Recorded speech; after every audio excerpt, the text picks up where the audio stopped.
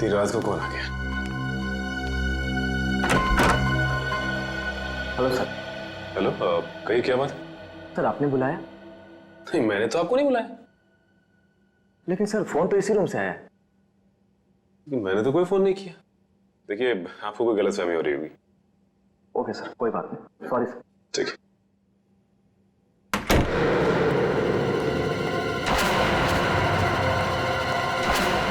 कमाल है, मैंने तो कोई फोन किया ही नहीं, तो फिर फोन कहां से है?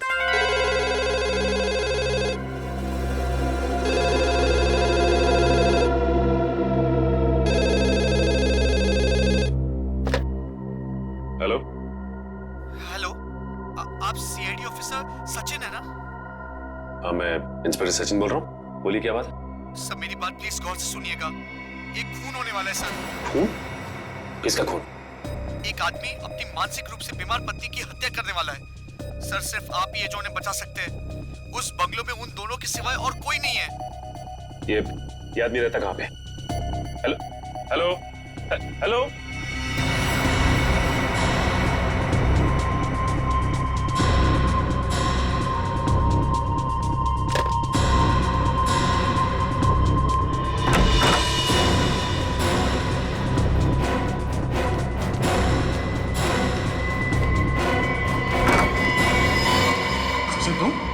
क्या? एक आदमी का फोन आया था, उसने कहा किसी की जान को खतरा है।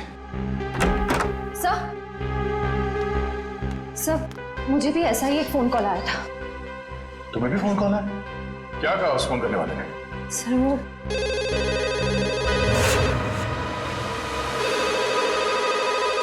इतनी रात को कौन फोन कर रहा है?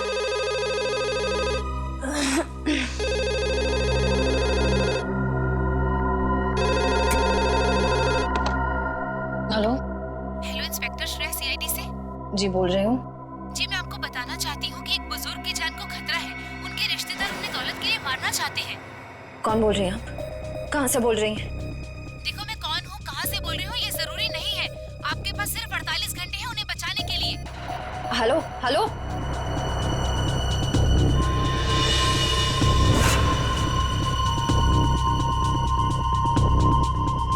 बुजुर्ग आदमी? सर, मुझे जिस आदमी ने फोन किया उसने ये बताया कि एक मानसिक रूप से बीमार पत्नी को उसका पति मारना चाहता है। फोन पे जिस आदमी से मेरी बात हुई उसने ये नहीं बताया कि कौन मरने वाला है। हाँ, वो तो हो गया, आज सेमिनार ठीक ठाक गिरा। ठीक है, गुड नाइट। ओके।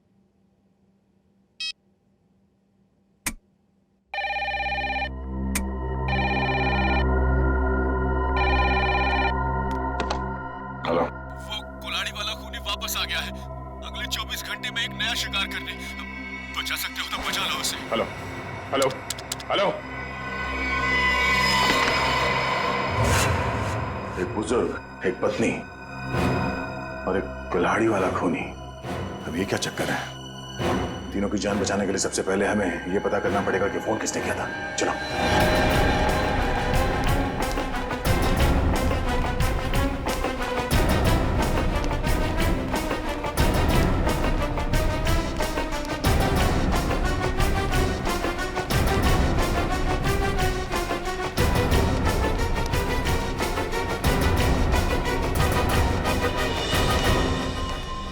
रिसेप्शन तो खाली है, कोई नहीं यहाँ पे। फिर फोन किसने किया सर यहाँ से?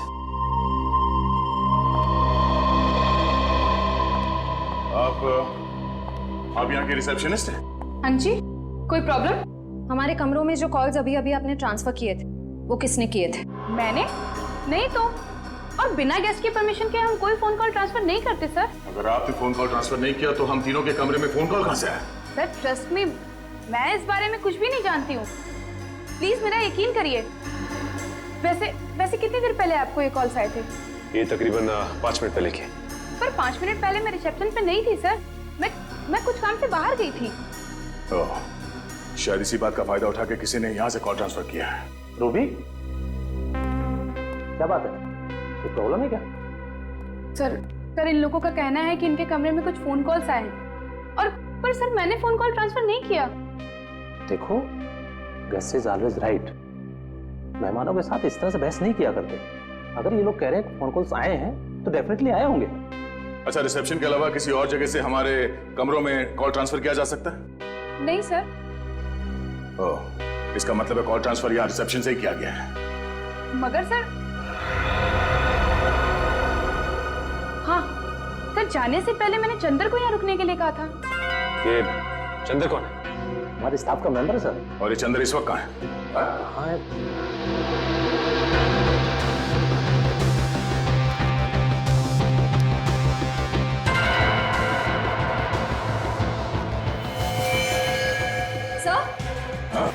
सर यहाँ कोई बेहोश पड़ा है।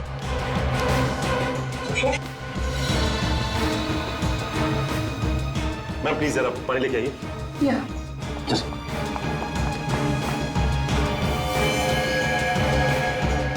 यही तो चंदर है सर।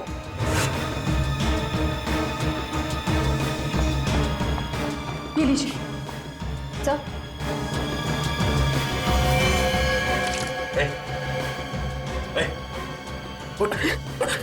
किसने किया? हाँ? कैसे हुआ? सर मैं यहाँ पर बैठा था, किसी ने मेरे सर में बहुत जोर से मारा। कौन था वो? चेहरा देखा उसका? हाँ सर, तो वो एक औरत और एक आदमी। उसका स्केच बना सकते हो?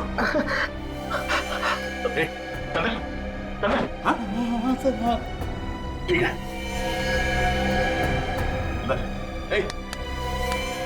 मैनेजर साहब, एम्बुलेंस को फोन करो, हॉस्पिटल ले जाना पड़ेगा इसे, जल्दी।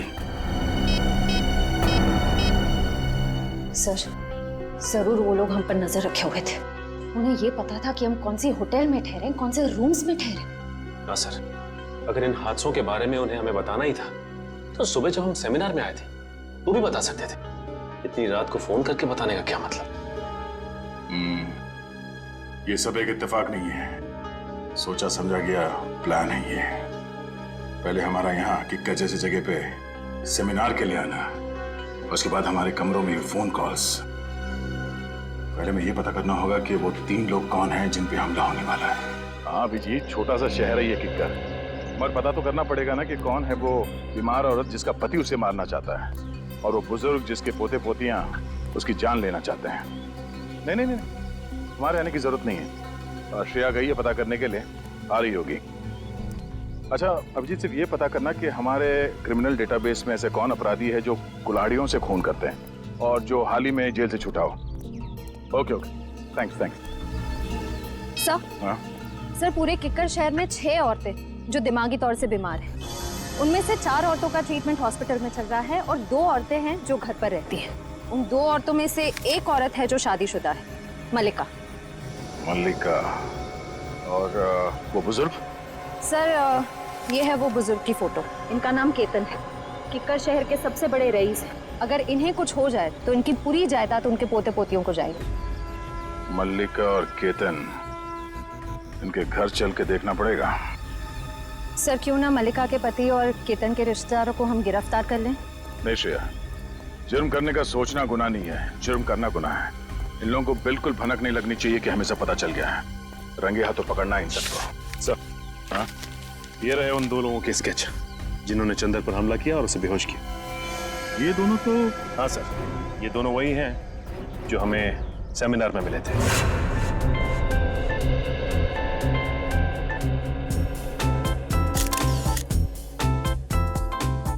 पिछले 5 सालों में किक्कर में अपराध की घटनाएं कम हुई हैं, ये बात सुन के हमें बेहद खुशी हुई। और हम लोग यही उम्मीद करते हैं कि आने वाले सालों में किक्कर और भी सुरक्षित और शांतिप्रिय क्षेत्र बन जाएगा। सर ये जरूरी तो नहीं कि जो आंकड़े आपके पास हैं वही सही हों। ये भी तो हो सकता है कि जुर्म उतने ही हो रहे हों लेकिन लोग रिपोर्ट नहीं लिख पा रहे हैं। देखिए, अगर ऐसा है तो कानून के लिए बेहद शर्मनाक चीज है। जिस दिन लोगों के मन से कानून का विश्वास उठ जाएगा, उस दिन वो अपने साथ हो रहे अत्याचार हमारे पास आके बताना बंद कर देंगे, और उस दिन इस देश की डेमोक्रेसी, यहाँ का प्रजातंत्र पूरी तरह रह जाएगा। आप बिल्कुल ठीक कह रहे हैं सर। आम आदमी को सीआईडी और पुलिस पर पूरा भरोसा रखना चाहिए और उनसे कुछ भी मदद लेने में बिल्कुल हिचकिचाना नहीं चाहिए।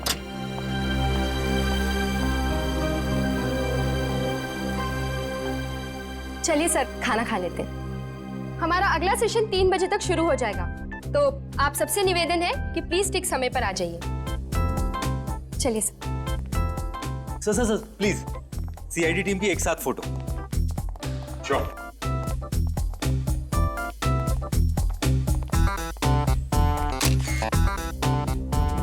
Thank you sir. इन दोनों के बारे में अभय और माया से पता करो और इन दोनों को उनके ऑफिस बुलाओ। ये सब बिल्कुल झूठ है सर। भला क्यों हम किसी पर हमला करेंगे? अगर आप लोगों ने कुछ नहीं किया तो फिर चंदर ने आप ही लोगों का स्केच क्यों बनवाया? अब हमें क्या पता सर, आप चंदर से ही पूछ लीजिए ना। चंदर से पूछ चुके हैं, इसीलिए तो आप तक पहुंचे।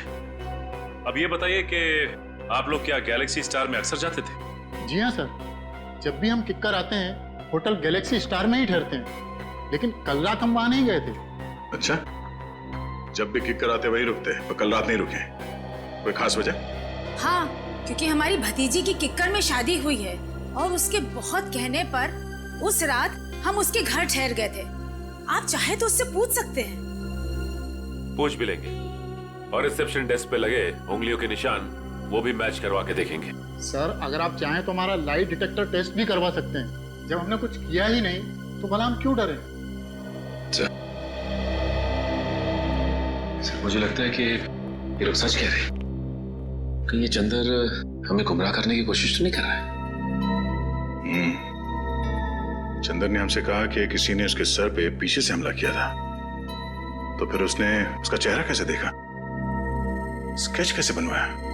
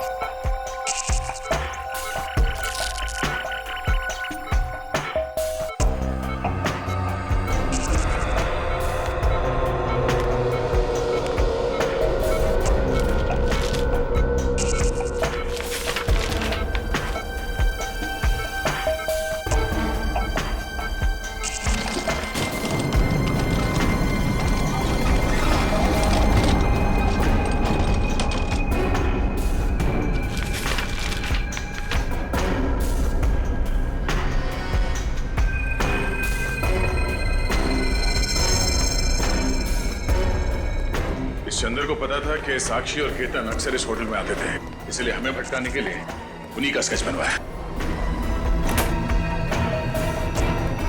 अरे ये चंदर कहाँ गया? इसी रूम में रखा था उसे सर। सचिन जरा आसपास देखना।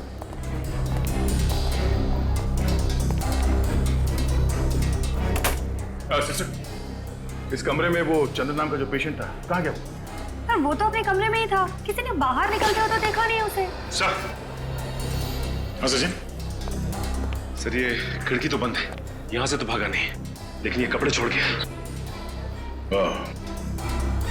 इसका मतलब है मरीज के कपड़े फेंक के भेष बदल के भागा वो यहाँ से। ये चंदर कोई पुराना पापी लगता है। जेलर साहब, आपकी नॉलेज में ऐसे जितने भी मुजरिम हैं जिन्होंने कभी ना कभी कुल्हाड़ी को अपना हथियार बनाया हो, जी हाँ, सबकी डिटेल्स चाहिए मुझे। Thank you very much. कुछ पता चला? हाँ सर, किक्कर इलाके के ऐसे 3 लोगों के क्रिमिनल रिकॉर्ड्स मिले जिन्होंने कभी ना कभी कुल्हाड़ी से कोई जुर्म किया हो। कौन कौन है वो? सर एक का नाम है कमला, 35 साल की औरत है। इसके सास ससुर इसे दहेज के लिए परेशान करते थे।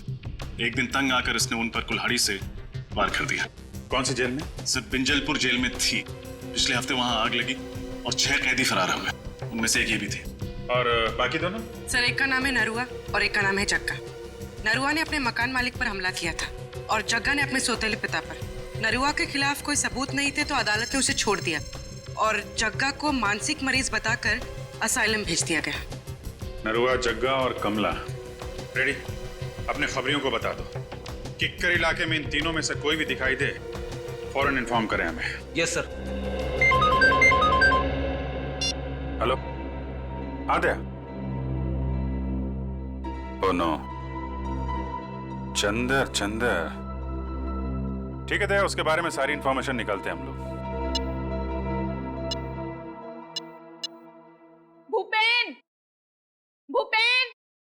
काम के वक्त पता नहीं कहाँ चल जाता है, फिर से सो गया। अरे वो पेन कहाँ है?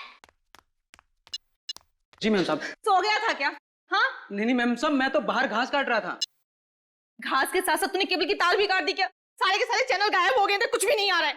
मैम साहब अभी सेटअप बॉक्स वाले को फोन करके बुलाता हूँ और दूसरे दिन इसका डब्बा जवाब दे जाता है। हाँ जल्दी कर, पहले देख। नमस्ते। नमस्ते। नमस्ते मैम साहब। अब कीर्ति प्रसाद नाम है हमारा। बहुत प्यार से लोग किट्टू कहते हैं। केबल बनाने आया हूँ, केबल मैकेनिक हूँ। आपको कैसे पता चला कि केबल में समस्या है? हमने तो कोई शिकायत भी नहीं की अभी तक। अरे वो मैम साहब ऐसा है कि ये मोहल्ला में सबका ही प्रॉब्लम है, तो हम सोचा कि आपके यहाँ भी पूछ लूं। हाँ भैया, हमारा भी केबल ठीक कर दो, मेरा सीरियल निकला जा रहा है। बस मैम साहब 2 मिनट, सब ठीक कर देंगे। हाँ जल्दी करो। ये कैसे हो सकता है? केतन अंकल ने पिछले 10 साल से हाउस टैक्स नहीं भरा। अंकल ऐसी गैर जिम्मेदाराना हरकत कर कैसे सकते हैं? लगता है उनकी खबर बहुत अच्छी तरह से लेनी पड़ेगी। उनकी खबर आप बाद में लीजिएगा, पहले तो टैक्स डिपार्टमेंट आपकी खबर लेगा। हाँ? देखिए आप जानते नहीं हैं मेरे बॉस कितने गुस्से वाले हैं। आपके बॉस? हाँ मेरे बॉस मिस्टर दयानंद। लेकिन वो हमारी खबर क्यों लेंगे? ये घर तो केतन अंकल का है ना, और सारी प्रॉपर्टी के मालिक वो है। तो बुलाइए उन्हें, कहाँ है वो? जल्दी करो किट्टू, 7 जन्मों के 7 फेरों के 7 रिश्ते मेरा फेवरेट सीरियल है, मिस नहीं होना चाहिए। अरे मैम साहब वो आपका फेवरेट सीरियल है। हमारा भी फेवरेट सीरियल है।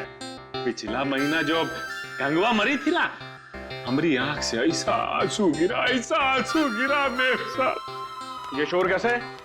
हाँ? दिख नहीं रहा, टीवी खराब हो गया।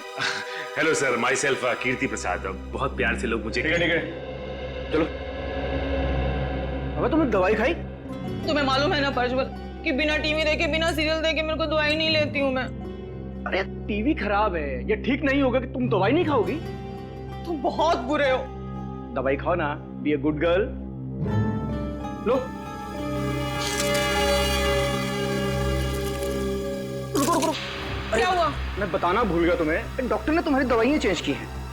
हाँ ये लो। ये बहुत कड़वी होगी। अरे नहीं होगी कड़वी भी, खा के तो देखो। पहले ही डर जाती हो। नहीं है ऐसा कुछ, खाओ ना। वेरी गुड, ये हुई ना बात। अरे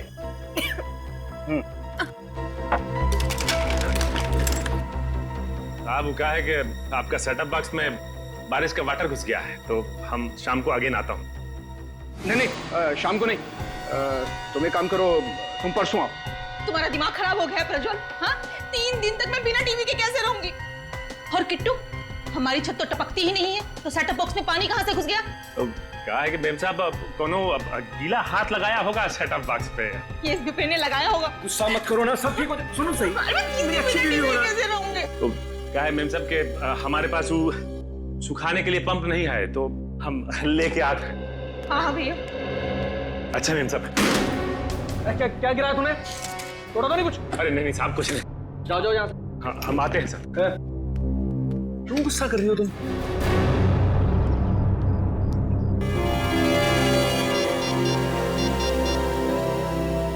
हाँ सर लगता है आज रात मालिका का पति कुछ ना कुछ करने वाला उसके साथ। नमस्ते, मेरा ही नाम केतन है और मैं अजय, इनका बिजनेस पार्टनर। केतन जी, मेरा नाम दयाश्री। मैं यहाँ आपके हाउस टैक्स के बारे में बात करने आई। बात यह है कि आपने पिछले 10 सालों से हाउस टैक्स भरा नहीं है। क्या कह रही हैं आप? क्या हम लोगों ने हाउस टैक्स नहीं भरा? हमने भरा तो है।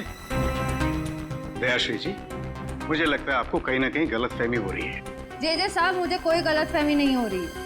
अगर आपने हाउस टैक्स भरा होता तो हमारे रिकॉर्ड्स में भी होता। देखिए आप जानते नहीं मेरे बॉस कितने गुस्से वाले हैं। अच्छा ठीक है। देखिए मैं परसों आपके टैक्स ऑफिस आ जाता हूँ और सब कुछ ठीक कर देता हूँ, लेकिन मुझे लगता है कि कहीं ना कहीं रिकॉर्ड्स ऊपर नीचे हो गए होंगे। परसों क्यों? कल क्यों नहीं? मैं अपने बॉस से क्या कहूंगी? क्योंकि कल ऑफिस में हमारी इंपॉर्टेंट मीटिंग है और जेजे का वहां पे होना बहुत जरूरी है। कैसी मीटिंग? इस मीटिंग के बारे में मुझे क्यों नहीं बताया? अंकल, मैंने बताया तो था आपको, शायद आप भूल गए होंगे। अच्छा, हो सकता है। ठीक है, आप परसों के दिन आ जाइएगा टैक्स ऑफिस में। जी जरूर आ जाएंगे। वरना मुझे दोबारा आना पड़ेगा। नहीं नहीं, ऐसी कोई नौबत नहीं आएगी।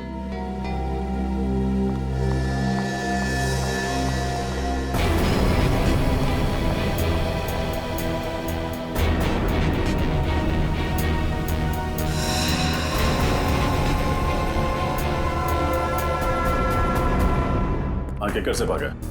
हॉस्पिटल से? नहीं, मुझे नहीं लगता बहुत दूर गया होगा। हाँ? नहीं, जैसे ही कुछ पता चलता है मुझे इन्फॉर्म कर। तेरे को जितना बोला गया है उतना कर, ठीक है? चंद्र के बारे में कुछ पता चला? हमारे रिकॉर्ड्स में कुछ इन्फॉर्मेशन है? हाँ सर, उसी फोटो को स्कैन करके मैच करने की कोशिश कर रहे हैं। पूर्वी, थोड़ा जल्दी करो। चंदर हमारे हाथ से निकलना नहीं चाहिए। सर बस 2 मिनट। हाँ दे सर। यस सर, उसी काम में लगे हुए हैं। सर जैसे ही चंदर की कोई इन्फॉर्मेशन मिलती है मैं आपको फोन करता हूँ। Yes sir. सर। हाँ बोलिए। सर चंद्र की इन्फॉर्मेशन मिल गई सर, ये देखिए। सर चंद्र का असली नाम मुंगेरी है। ये एक छोटा मोटा चोर है और कई बार जेल के चक्कर काट चुका है। अभी इसका बैंड बजाते सर, सीआईडी को चकमा देकर भाग रहा था। रहता कहाँ है? सर इसका कोई परमानेंट एड्रेस नहीं है। जब भी जेल से छूटता है तब नया ठिकाना बना लेता है। बड़ा ही पहुंचा हुआ खिलाड़ी है। आज तो आएगा ही। कब तक आंख में चोली खेलेगा हमारे साथ? सर इस चंद्र तक हम पहुंचेंगे कैसे? वो है ना हमारा खिलाड़ियों का खिलाड़ी, वो लाके देगा हमें चंदर की कुंडली। कौन सर? तुम्हारा दोस्त ढेंचू। ढेंचू? हाँ फ्रेडी, ढेंचू को चंदर की सारी इंफॉर्मेशन दे दो। उससे कहो कि घंटा पूरा होने से पहले मुझे उसका ठिकाना चाहिए। Yes sir.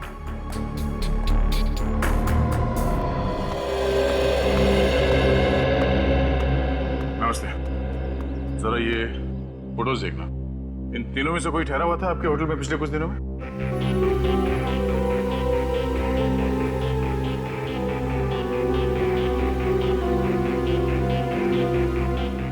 ठीक है, थैंक यू। नहीं सर, ये तीनों तो नहीं आए थे, पर एक अजीब सा आदमी आया था जिसकी दाढ़ी थी और दिन में काला चश्मा पहन के रखा था और उसके पास में आईडी कार्ड भी नहीं था। आईडी प्रूफ नहीं था और आपने उससे होटल में ठहरने दिया? नहीं सर, बगैर आईडी के तो हम किसी को होटल में नहीं ठहराते। पास में ही सेवापूर्ण नाम का गेस्ट हाउस है, मैंने उसे वहां भेज दिया। सेवापूर्ण गेस्ट हाउस? हाँ सर, ऐसा एक आदमी आया तो है यहाँ पर, 10 दिन से यहीं पर रुका है। अभी भी होटल में ही है? जी नहीं, अभी तो बाहर गया है, शाम तक ही लौटेगा। बिना आईडी के तुमने उसे 10 दिन यहाँ पे ठहरने दिया? हाँ? जानते हो ना ये गैर कानूनी, सरकार के नियमों को तोड़ा है तुमने। गलती हो गई सर, आगे से किसी को भी बिना आधार के नहीं रुकने दूंगा। जरा ये फोटो देखो, इन दोनों में से कौन था वो? नहीं सर, इनमें से तो किसी के जैसा नहीं दिखता। उसकी तो दाढ़ी थी सर। दाढ़ी मुझ नकली भी हो सकती है, ध्यान से देखो और पहचानो कौन है वो। नहीं सर, दाढ़ी हटाने के बावजूद भी वो इनमें से किसी के जैसा नहीं दिखेगा। अच्छा, तुम्हारे होटल में सीसीटीवी कैमरा है जहाँ पे उसका चेहरा देख सकते हैं? नहीं सर, छोटा सा गेस्ट हाउस है, गलती से कभी कभार 1-2 लोग आ जाते हैं, वो सीसीटीवी कैमरा अफोर्ड नहीं कर सकते ना सर। उसके बारे में कुछ बता सकते हो? कब उठता है, कहाँ जाता है, कब लौटता था वो? नहीं सर, उसके आने जाने का तो कोई ठिकाना नहीं था। कभी कभी सुबह निकल जाता था, कभी दोपहर को, कभी शाम को जल्दी लौट आता था, तो कभी कभी रात के 3-4 भी बज जाते थे सर। अच्छा,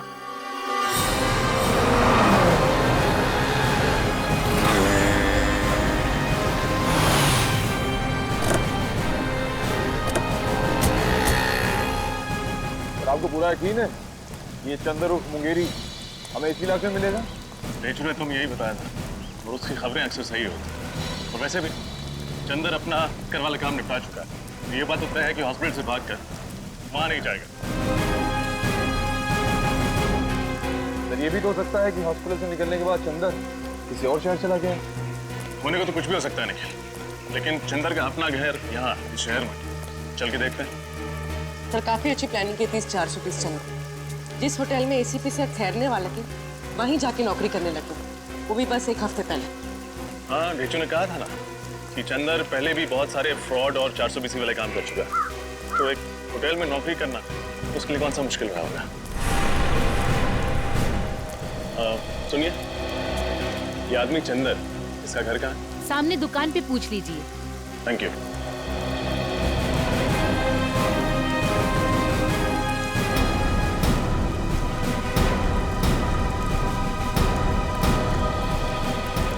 भाई साहब, ये चंदर का घर कहाँ है?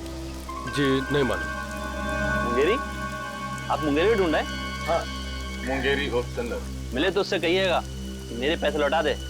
6 महीने पहले उसने मुझसे 10,000 रुपये उधार लिए थे, कहा था 1 हफ्ते में लौटा दूंगा, अभी तक 10 रुपये नहीं लौटाए। हाँ बोल देंगे, लेकिन वो रहता कहाँ? वो सामने वाला घर है साहब, वो सामने वाला। Thank you.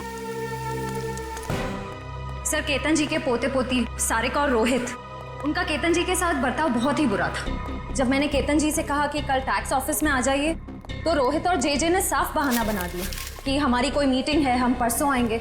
हर बात को घुमाने की कोशिश कर रहे थे।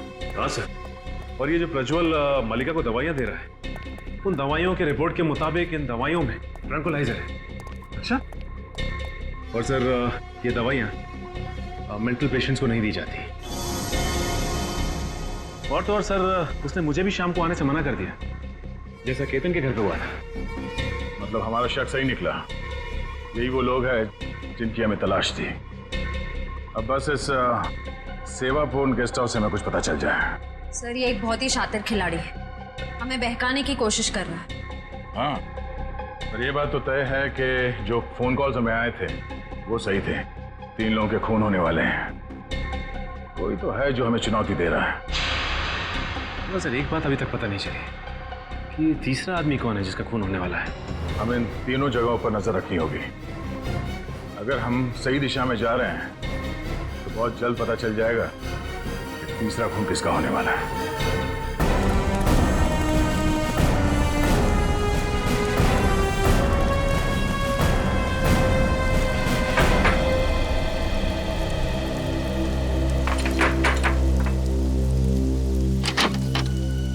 जी कहिए। मुंगेरी से मिलना। आप लोग? CID। निखिल पूर्वी, देखो कहाँ?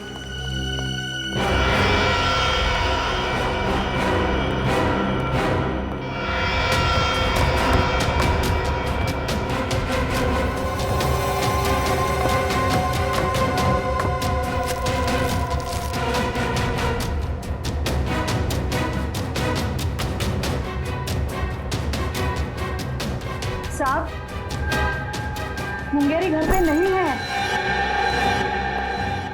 आप उसे बचाने की कोशिश मत कीजिए। ये जूते, ये बैग उसी के हैं ना? हाँ, आज सुबह ही लौटा है वो किक्कर से। एक बहुत ही बुरी माँ रही हूँ मैं, जरूर मेरी परवरिश में ही कोई कमी रह गई होगी, इसलिए मुंगेरी ने अच्छाई का नहीं बुराई का रास्ता चुना। सर, मुंगेरी घर पर देखिए, कोई माँ बुरी नहीं होती। आई एम श्योर आपने उसे अच्छे संस्कार ही दिए होंगे। ये उसकी बदकिस्मती है कि जुर्म की दुनिया की चकाचौंध के सामने उसने अपना जमीर बेच दिया। इसीलिए आज तक मैंने कभी उसे बचाने की कोशिश नहीं की। 2 साल से तो वो जेल में ही था। अभी 2 हफ्ते पहले अचानक किसी ने उसकी जमानत करा दी। उसकी जमानत करा दी? किसने? ये तो खुद मुंगेरी भी नहीं जानता। उसे नोटों से भरा एक लिफाफा मिला और साथ में एक चिट्ठी जिसमें लिखा था कि उसे किक्कर जाके कुछ तो काम निपटाना है। ओह, तो इस प्लान का मास्टरमाइंड कोई और ही है। उसे मुंगेरी की जरूरत है CID को गुमराह करने के लिए, और उसी ने उसकी जमानत करवाई। मुंगेरी इस वक्त कहाँ मिली? अभी तो वो बापू बाजार गया है, कह रहा था कि उसे किसी से पैसे लेने हैं। जरूर उस मुजरिम से ही पैसे लेने होंगे जिसने ये पूरा प्लान बनाया। बापू बाजार।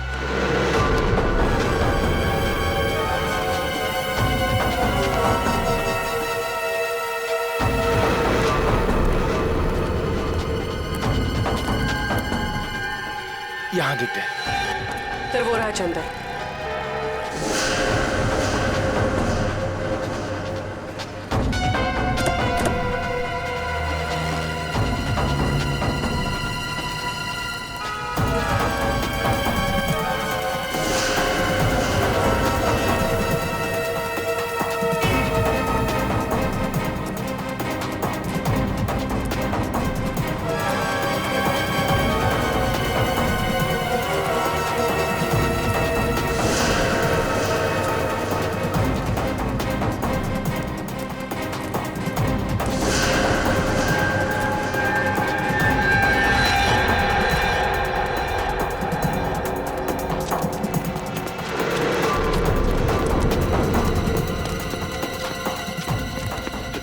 यार, देख है वो देख। अच्छा इधर से चल चल चल चल।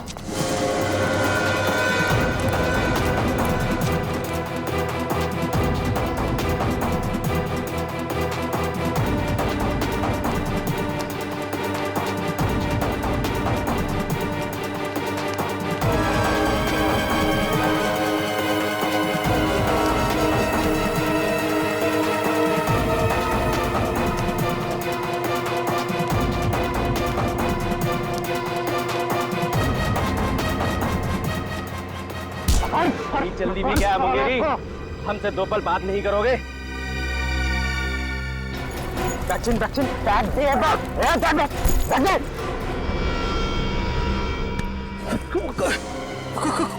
कौन है तुम लोग? हम आपके दिल में रहते हैं, किस्मत की धारा में सब बहते हैं। फोन पे मुझसे ही तो बात कर रहे थे तुम।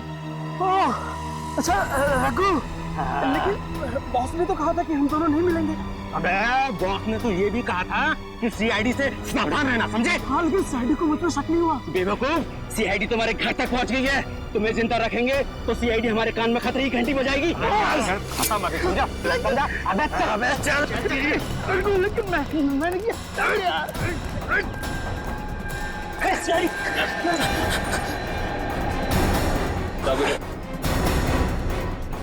खतरे की घंटी भी बजाएंगे और इंसाफ की लोरी भी सुनाएंगे।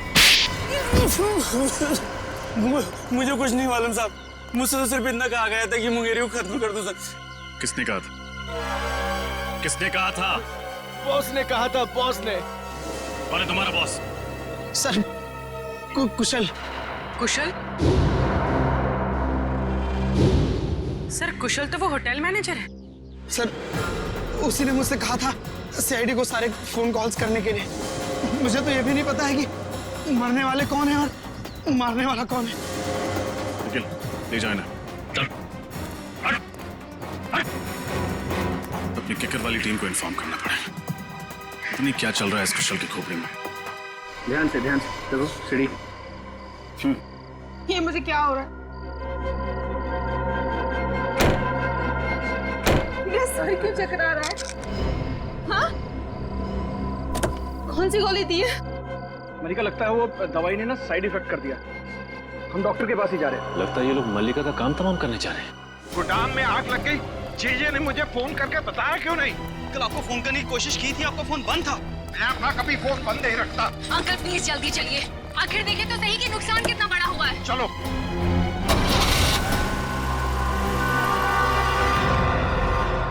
मैं मल्लिका को इस तरह से मौत के मुंह में जाने नहीं दे सकता। कुछ ना कुछ करना होगा उसके लिए।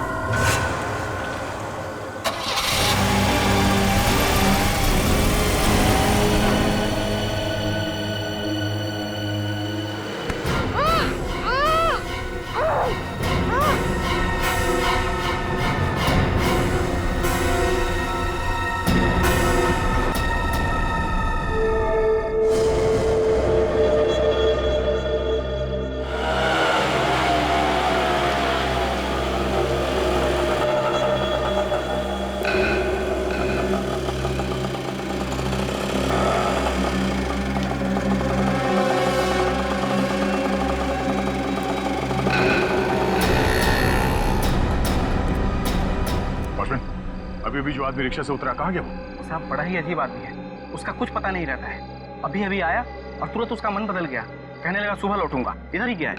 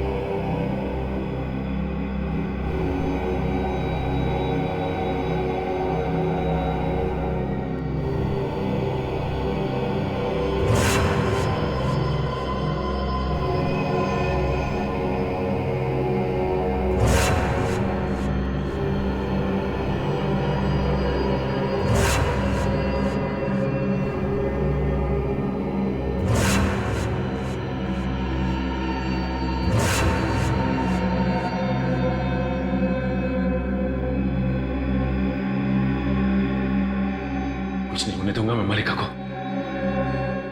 कुछ नहीं होगा उसे, कुछ नहीं।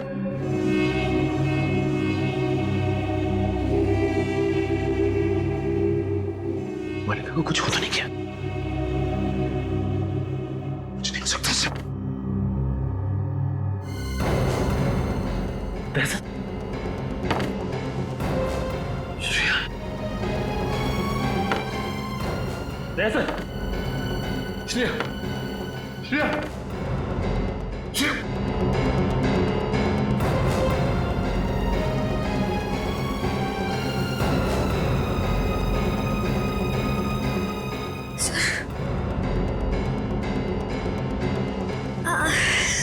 मेरे सर में बहुत दर्द हो रहा है। दहशत, दहशत, सर, सर, दहशत, दहशत।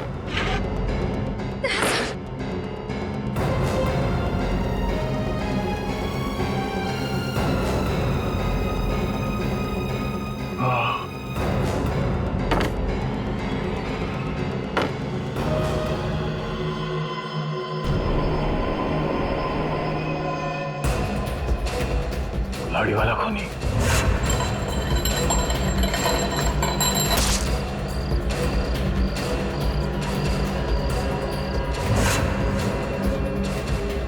ये सब एक साजिश थी हमें बंदी बनाने की।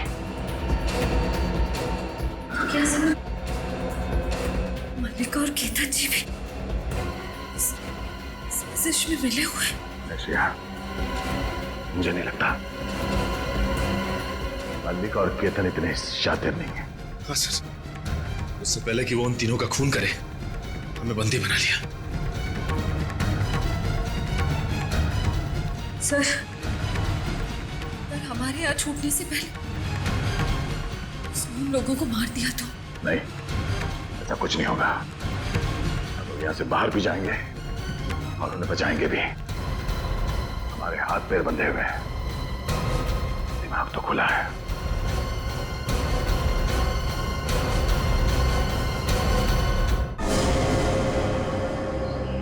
क्या सोचा था तुमने? हमारे तीन ऑफिसर्स को गायब कर दोगे और हम मक्खियां मारते रहेंगे? माफ कर दीजिए साहब, मुझे माफ कर दीजिए। मैंने ये सब पैसों के लालच में किया है साहब। किसने दिए पैसे? कौन? वो अभय और माया है साहब। अभय और माया?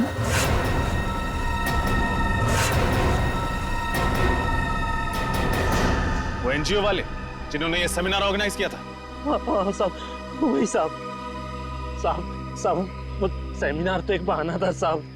वो लोग बोल रहे थे कि अब देखना हमारी चूहेदानी में सीआईडी के तीन चूहे कैसे आकर फंसते हैं। चूहों को नहीं, शेर को दावत दी है उन्होंने अपने घर पे। लोग सोच भी नहीं सकते तुम जैसे मच्छरों का दया सर क्या हाल करेंगे।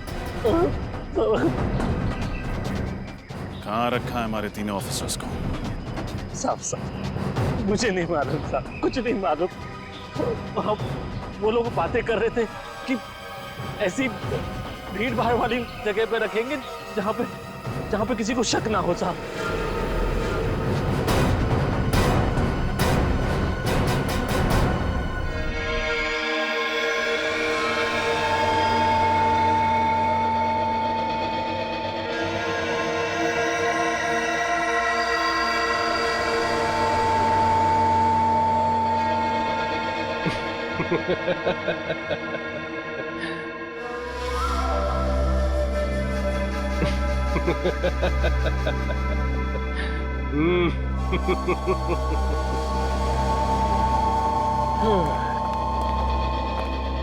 बॉस, अंदर आ जाए।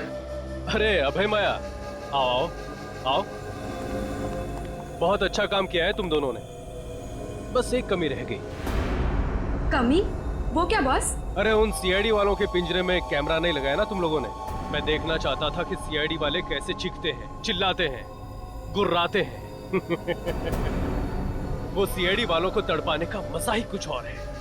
बॉस, सब इतनी जल्दी हो गया कि उनके सेल में कैमरा लगाने वाली बात दिमाग से ही निकल गई। नहीं नहीं, कोई बात नहीं। ये अच्छा हुआ कि तुम मल्लिका और केतन के कमरे में कैमरा लगाना नहीं भूले। लेकिन बॉस, आप इन दोनों के साथ क्या करने वाले हो? बम।